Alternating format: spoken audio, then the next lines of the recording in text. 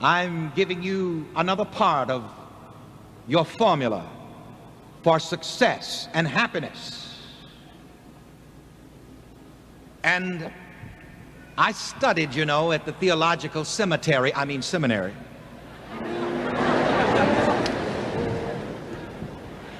And they taught me to always define my subject. We're talking about success and prosperity. So what is prosperity? Prosperity is having success and plenty of what you need and want. I want to say that again. Prosperity is having success and plenty of what you need and want. Does that sound like prosperity? Now I want to share with you my definition of happiness. To me, happiness is enjoying the joy of living. So say with me, enjoying the joy of living. Happiness is also loving and being loved. Say with me, loving and being loved. Ladies and gentlemen, God has always had instructions for the prosperity of His people. And I want to read to you some of these expressions from the Holy Bible, from 2 Chronicles, the 20th chapter and the 20th verse, and repeat it after me. Believe in the Lord your God. Believe in the Lord your God. So shall you be established. So shall you be established. Believe His prophets. Believe His prophets. So shall you prosper. So shall you prosper. I'm reading these scriptures because it may surprise some people to know that God is interested in your prosperity.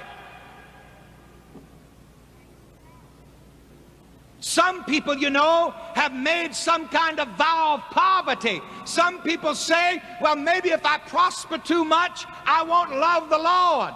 I don't know about you, but I can love the Lord a lot better when I have money to pay my bills and meet my needs.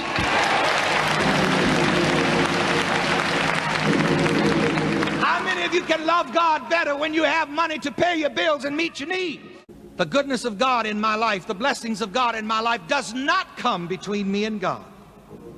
Now from the 122nd Psalm, the 6th and 7th verses, repeat after me as I shall read. They shall prosper who love thee. Peace be within thy walls. And prosperity within thy palaces.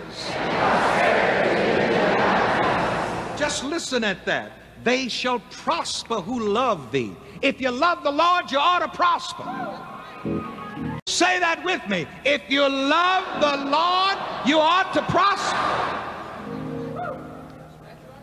I don't know what concept of God you serve, but I serve the concept of God that David mentioned in the 23rd Psalm. The Lord is my shepherd, I shall not want.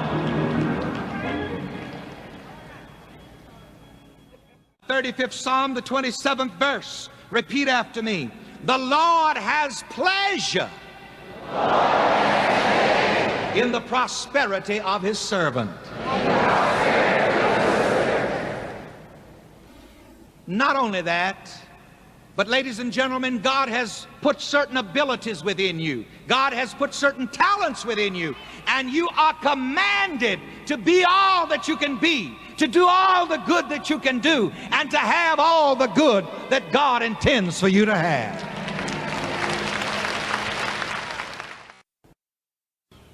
I love Jesus' formula of success, found in the 6th chapter of St. Matthew and the 33rd verse. I love it.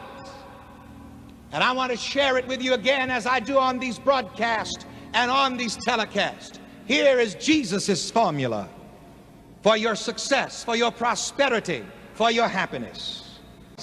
Seek you first the kingdom of God and His righteousness, all these things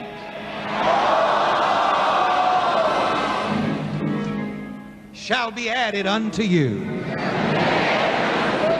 Is that in the book, children? We're going to say it again, because, you know, sometimes people will try to give you the idea that Christianity is a be nothing, do nothing, have nothing religion. But I say to you that Christianity is not a be nothing, do nothing, have nothing religion.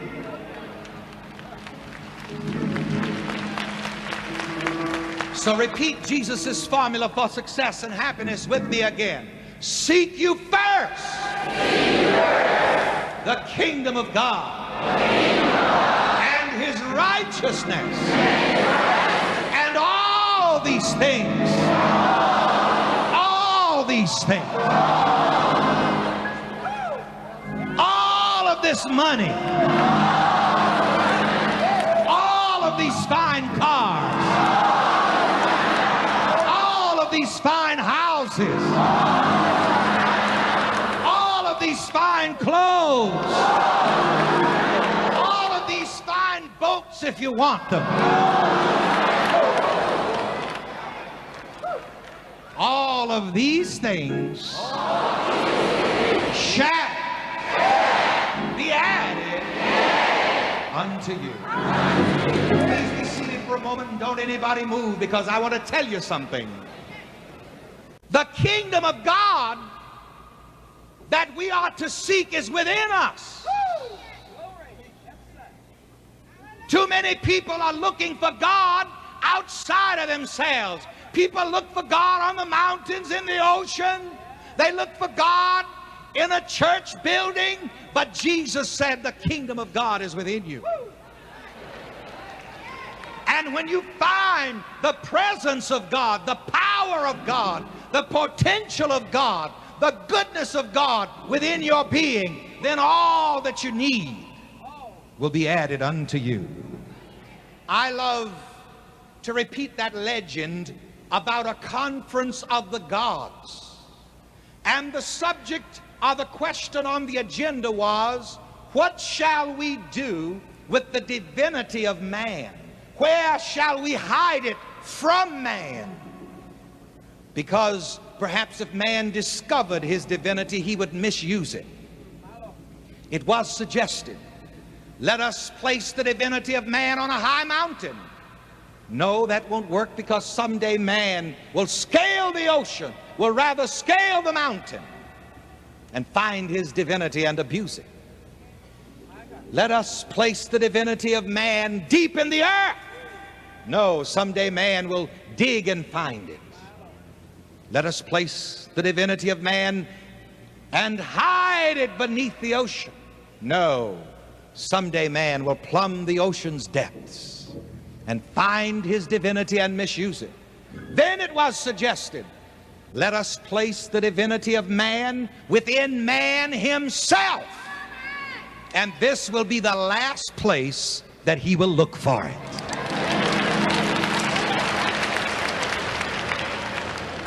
And man searches for God. Man searches for the kingdom of God everywhere but in himself. I'm thinking of a beautiful song. It's a pop song, but it is really spiritual, that Nancy Wilson sings. How many of you have ever heard Nancy Wilson sing, I've Never Been to Me? Has anybody ever heard Nancy Wilson, that song, I've Never Been to Me? That's the way it is with a lot of people. They've never been to the God presence within their own being. They've never been to the God power, to the God potential within their own being. And Jesus says, once you find the God potential, the God power, the God love within your own being, then health, happiness, love, success, prosperity, and money shall be added unto you. All these things shall be added unto you.